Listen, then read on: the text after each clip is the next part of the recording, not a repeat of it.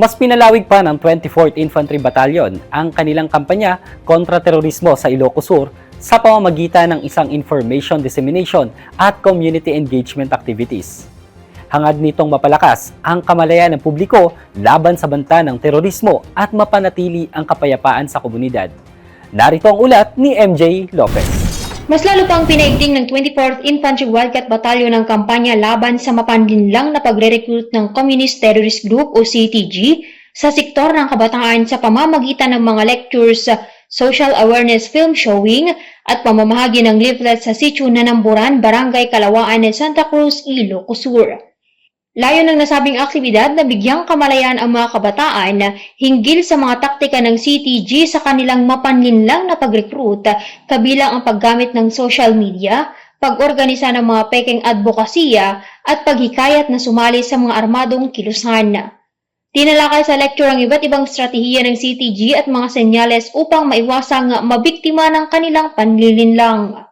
Sinundan naman ito ng film showing na nagpapakita ng tunay na karanasan ng mga dating rebelde at ng epekto ng terorismo sa pamilya at komunidad.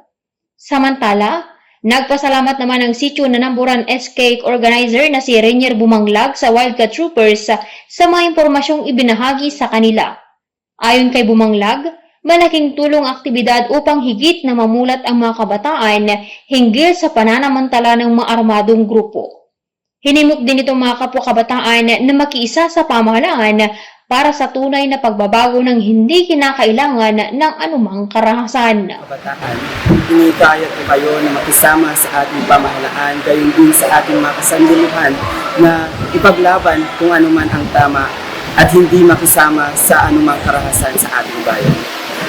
Samantala, namahagi rin ang mga kasundaluhan ng leaflets na naglalaman ng mahalagang impormasyon ukol sa Enhanced Comprehensive Local Integration Program o ICLIP upang matulungan ang mga dating rebelde na makapagsimula ng panibagong buhay at makabalik sa normal na pamumuhay sa lipunan.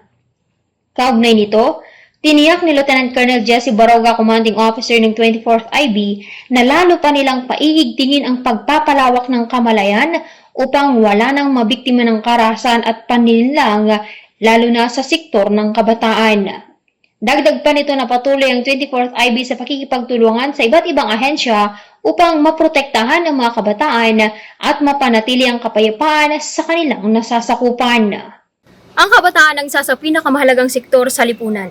Hindi terorismo kundi edukasyon, oportunidad at pagmamahal sa bayan ang tunay na susi ng pagbabago. Mahalaga ang edukasyon at tamang impormasyon upang maprotektahan ang mga kabataan laban sa mapanlinlang na ideolohiya. Makiisa sa mga gawaing may kabuluhan upang maging produktibong kabataan at tagapagtaguyod ng pangmatagalang kapayapaan para sa ating bansa. Mula dito sa Ilocos Sur, ako, si MJ Lopez, ang inyong pamilyang kaugnay para sa matatag na hukbong katihan ng Pilipinas.